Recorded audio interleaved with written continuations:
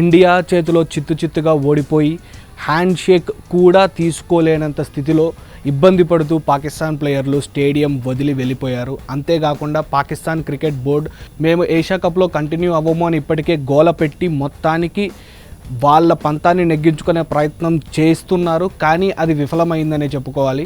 ఎట్టకేలకు Pakistan UAE match confirm అయింది. ఇది ఇలా ఉండగా ఇండియాతో ఓటమిని పాకిస్తాన్ ఎప్పుడూ జీర్ణించుకోలేదు. ఎస్పెషల్లీ వాళ్ళ ఫార్మర్ ప్లేయర్లు ఎవరైతే ఉన్నారో షాహిద్ అఫ్రీది దగ్గర నుంచి ఇంజమాముల్ హక్, షోయబ్ అఖ్తర్ అండ్ ముఖ్యంగా మొహమ్మద్ యూసఫ్కి కొంచెం నోటి దురుసు, నోటి ధూళ ఎక్కువే అనే చెప్పుకోవాలి. ఈ మ్యాచ్ గురించి మాట్లాడుతూ మొహమ్మద్ యూసఫ్ సూర్యకుమార్ యాదవ్ని సంబోధించిన విధానంపై ఇప్పుడు సోషల్ మీడియాలో ఫుల్గా డిస్కషన్ జరుగుతోంది. సూర్యకుమార్ యాదవ్ అని పిలవకుండా సువర్ కుమార్ యాదవ్ అని పదే పిలిచాడు.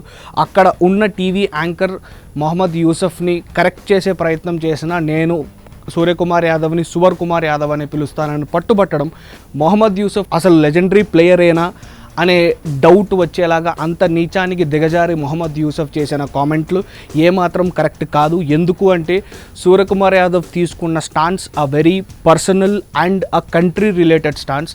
దానికి పాకిస్తాన్ వాళ్ళు పొలిటికల్ అండ్ స్పోర్ట్స్ని మీరు కంబైన్ చేయొద్దు అని చెప్పడం వరకు ఓకే ఏమో కానీ సూర్యకుమార్ యాదవ్పై పర్సనల్ అటాక్ ఇలా చేయడం మాత్రం మొహమ్మద్ యూసఫ్ యొక్క దిగజారుడు మైండ్ సెట్కి ఒక పర్ఫెక్ట్ ఉదాహరణ.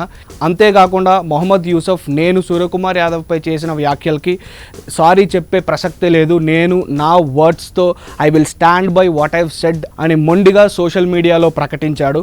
ఇంతేకాకుండా ఇండియా పదే పాకిస్తాన్ని గత 10 ఏళ్ళగా వరల్డ్ స్టేజ్లో ఓడించడం చూసి మొహమ్మద్ యూసఫ్ లాంటి ప్లేయర్లకి బ్యాలెన్స్ తప్పిందా, మెంటల్ బ్యాలెన్స్ తప్పిందా, మతిస్థిమితం కోల్పోయాడా అని ఇండియా ఫ్యాన్సే కాకుండా అటు పాకిస్తాన్ క్రికెట్ ఫ్యాన్స్ ఎవరైతే న్యూట్రల్గా స్పోర్ట్గా ఎంజాయ్ చేద్దామని చూసేవాళ్ళు కూడా మాట్లాడుకుంటున్నారు.